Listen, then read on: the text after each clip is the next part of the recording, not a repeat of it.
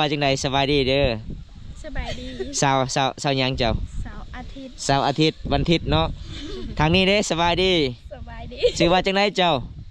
พุธสาววันพุธโอ้สาววันพุธวันศุกร์วันอาทิตย์โอ้แสดงว่า3 นี่ไปนำกันตลอดเลยเนาะโอ้ผู้สาว3 คนนี่แม่นผู้ได้โสด3 คนนี่นะโสดหมดบ่โสดจักเปอร์เซ็นต์100%ไอเดียวนอร์แล้วก็ใส่ยังแน่แป้งนัวเกลือจะใส่มะเขือจังหน่วยลายหน่วยแสดงว่าเจ้าลายใจเนาะใส่น้ำตาลพร้อมใส่น้ำตาลพร้อมใส่ใจพร้อมเด้อจึงแสบถ้าบ่ใส่ใจก็คือกินบ่แสบเด้นี่น้องมักเผ็ด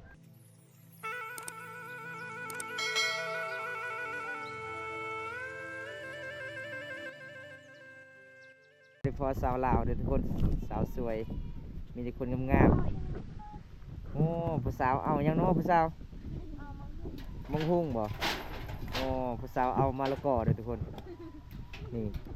ตัวลายไก่สิฮอดหนาวนี่ผู้สาวมักกินมักหุ่งหลายเด้อเพิ่มพลังเพิ่นว่า คันบ่เพิ่มก็ยำผู้บ่าวบ่มักเนาะระวังได้ตกใส่หัวเด้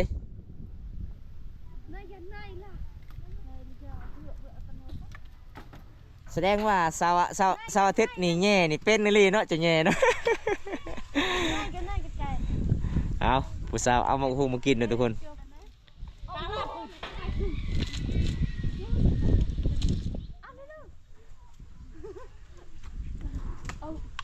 นี่ผู้ได้แง่เป็นนะ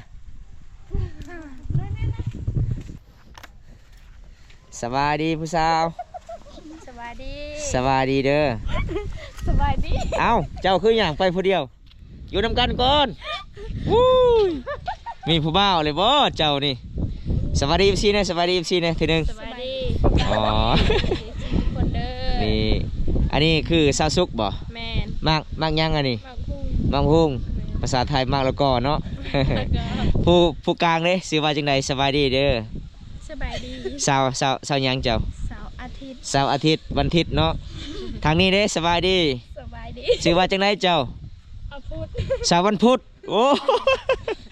สาววันพุธวันศุกร์วันอาทิตย์โอ้แสดงว่า3 นี่ไปนำกันตลอดเลยเนาะโอ้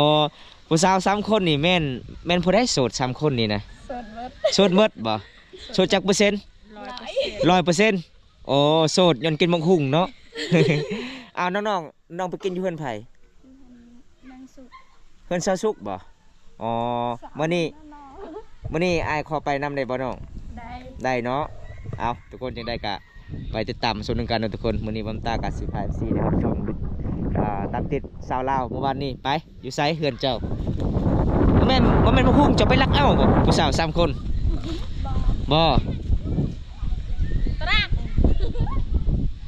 เอาทุกคนเลยภาษาจักสิเว้ายังภาษามังกรเดียวมันตากับบ่ฮู้เด้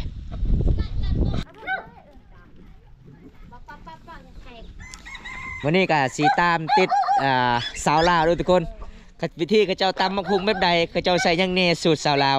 อันนี้บ่เอาบ่ใบนี่บ่ไม้บักย่อมนี่เอาแม่กินกับส้มแซ่บได้เอาตัวอ่อนๆนี่ทุกคนบรรยากาศเคชนบทเห็นบ่ในชนเผ่าบรูโอ้ผู้สาว3 คนนี่รักเอาเลยเนาะบ่ได้ข้อเลย เห็นแล้วก็รักเอาเลยเด้อทุกคนหมู่บ้านเขาเจ้าก็ประมาณสำนี้เด้อพี่น้องม่วนเนาะชนบทบ้านเฮาเนาะอยากกินหยังก็เอาเลยเนาะโอ้แบ่งกันทุกคนพอดีแล้วมันลายแล้วนั่นน่ะกินบ่เบิดไปกลับ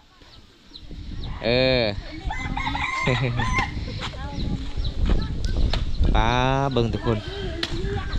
บางคนกับฝ่าฟืนเด้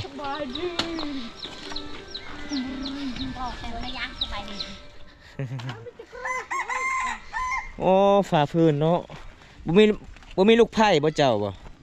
เอาเพิ่นว่าบ่มีเบิ่งทุกคนนี่แม่เท่าเพิ่นบ่แม่เจือกอายะได้แต่ผัวเพิ่นว่าเพิ่นก็ฝ่าฟืนเด้ทุกคนนี่ล่ะพี่น้องวิถีชีวิตบ้านเฮาคันบ่เฮ็ดก็บ่มีอีหลีเด้ทุกคนนี่ต้องเฮ็ดต้องสู้ชีวิตเด้ทุกคนดำรงชีวิตในบ้านนอกบ้านนาชมเผ่าบรูบ้านเฮา บรรยากาศก็สุดยอดหลายเลยหมู่บ้านนี้มีแต่ผู้สาวลาวงานแบบธรรมศาสตร์ทุกคนเขาเจ้ากะบ่ได้ทากระเปงหลายได้งานแบบบ้าน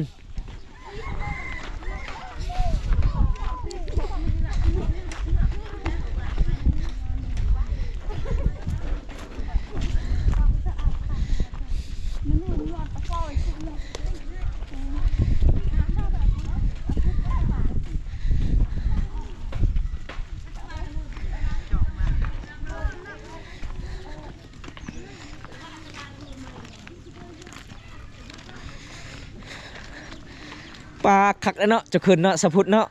วาบวาบวาบโอ้สุดยอดทุกคนเลยเอาขึ้นบ่ได้นี่บ่ได้เลยทุกคน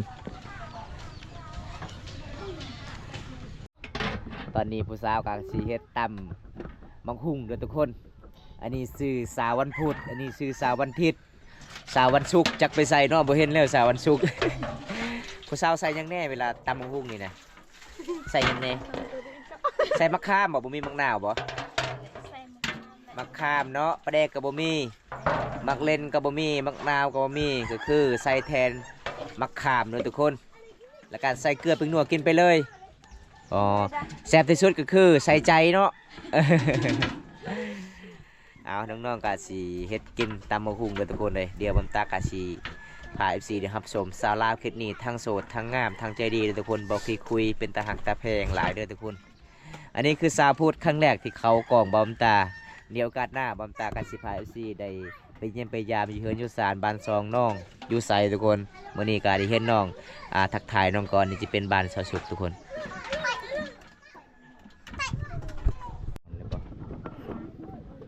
จะใส่ยังไงสาวสุข มะเขือผักเทียม แล้วก็ใส่ยังไง แป้งนัว แป้งนัวเกลือ เกลือ จะใส่มะเขือจังหน่วย ลาย ลายหน่วยแสดงว่าเจ้าลายใจเนาะ ใส่น้ำตาลพร้อม ใส่น้ำตาลพร้อมใส่ใจพร้อมเด้อจึงแสบถ้าบ่ใส่ใจก็คือกินบ่แสบเด้เอาสูตรบ้านๆเด้อทุกคนนี่น้องมักเผ็ดๆกันเลยสาวสุกก็จัดเผ็ดๆมาเมื่อนี้ได้พอสาวไม่ที่วันศุกร์วันพุธวันอาทิตย์ทุกคนเลย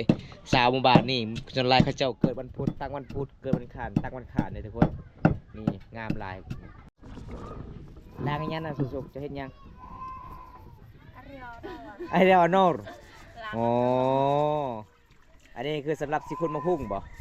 โอ้ทุกคนส่วนไล่เคสนี้เขาเจ้ามักคูดได้กินสมคุงต้องขูดมันก็คือเอาพามาปาดแล้วก็จึงแสบอันนี้ส่วนไล่เขาเจ้ามักขูดใส่ทุกคนมันเป็นอ่อนๆทุกคนมันเป็นเส้นเห็นบ่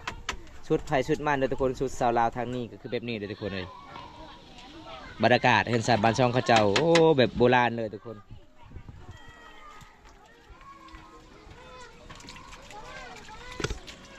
ยาค่ากะสิมุนแล้วโอ้ยไก่สีหอนหน้ากันหน้าแห้งนะทุกคนสามสาวมาแล้ว เอาสาววันพุธสาววันศุกร์สาววันอาทิตย์มีสามสาวมีตีวันกับวันเลยทุกคนนี่สูตรแบบบ้านๆเลยเขาเจ้า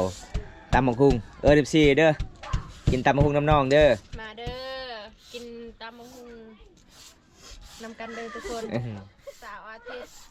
กินแต่ สาวพุธ กินแต่ตำบักหุ่งเนาะบ่ได้ตำนองเนาะ แม่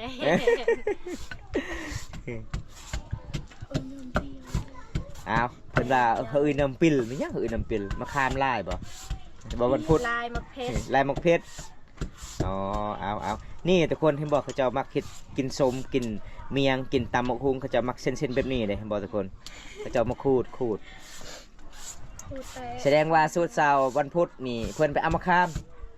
สูตรเสาร์วันอาทิตย์นี่เพิ่นก็ขูดมะฮุงสูตรที่สุดก็คือซาวซุกเพิ่นปรุงแต่งได้ คาร์โบแซบนี่น่าจะเอาซาวซุกโยนลงเฮือนเลย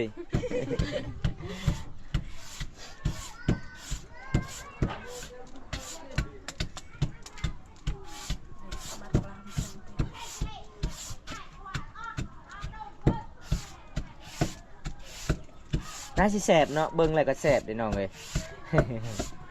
น้องๆ3คนนี่ล้างมือเลยบ่ก่อนเสียชม เมื่อคืนนี่เห็นไปกับผู้บ่าวโอ้ยตุ้งเตง หยอกเลยทุกคนเลยปกติน้องๆกะ ในน้ำปลาร้า น้ำยั้งนั่นน่ะ น้ำหยังน้ำปลาแดกโอ้ปลาแดกนี่คักอีหลีทุกคนนั่งเปล่าอย่างเดียวเลยมันเป็นนั่งน้ำพี่น้อง น้ำเปล่าอย่างเดียวเลยทุกคนก็จะเอามาใส่เลยในหมู่บ้านน้องนอนทสุดกับตัวเมืองก็เลยบ่มีปลาแดกมาใส่เอาจังได้กระแซบเนาะกินแบบบ้านๆบ้านเฮากับชาวบ้านเฮาโดยน้องชีวิตไปเดิมๆกินแบบธรรมศาสตร์เลย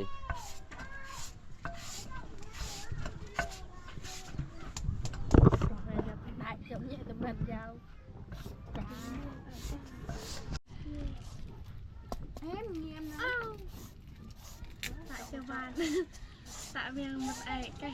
ai nhiều tạ miệng cả miệng qua đâu có เอาภาษาเขมรเด้อทุกคนมันเป็นภาษาลาวเด้อนี่ภาษาเขมรเห็นบอกเขาบอกแอมจากมันยังแอมจากมันยังบอได้แอมเลยทุกคนเลยภาษาเขตนี่มันต่างเลยทุกคนเป็นยังไงผู้สาวแล้วเลยบ่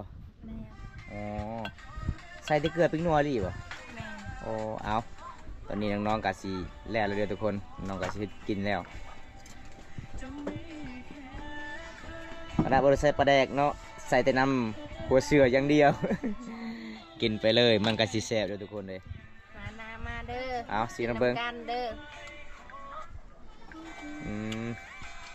สาสุกนาสิบล้างมือย้อนแซ่บย้อนบล้างมือเด้อทุกคน มันนัวมันเค็มเด้ แซ่บ มาผู้สาวเอิญFCนี่เด้อกินข้าวบ่แม่นกินข้าวกินมะพุ่งน้ำกันจำยังเด้อมาเด้อ จามียังเด้อบ่ ไม่กิน กินยังกินส้มบ่ กิน ตำมะพุ่งอ๋อมาทุกคนกินน้ำกันกับสาวลาวโดยทุกคนเลยอันนี้คือสาววันพุธเป็นยังไงสาววันพุธฐานะเจ้าโสดบ่ลอยเนาะ มีที่สาวโสดไปทำการตลอดเลยทุกคนนี่ฮะจะมีผู้บ่าวแล้วอาทิตย์มีผู้บ่าวเลยบ่โอ้แม่นบ่สาวอาทิตย์บ่มีเนาะอ๋อแสดงว่าสาวพุธมีบ่เอ้าเจ้าสองคนผู้ใดมีเอากินแซ่บๆเอ็มอีทุกคนเลยเห็นบ่เบิ่งแล้วก็น่าจิน้ำลายออกทุกคนน้องๆกินเป็นตาแซ่บเลยพี่น้องปลาสาวสุกอิ่มแล้วเนาะเจ้าเนาะ มือสุก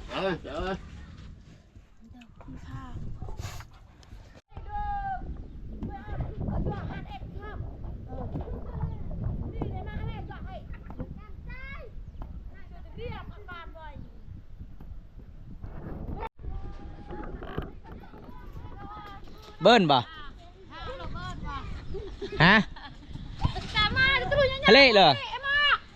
มาแล้วช่วยแน่ยังเนี่ยเต้กันไหนล่ะตาขาวก็ได้ ทะเลล่ะ ขาวเลยในไอ้พวกทะเลตัน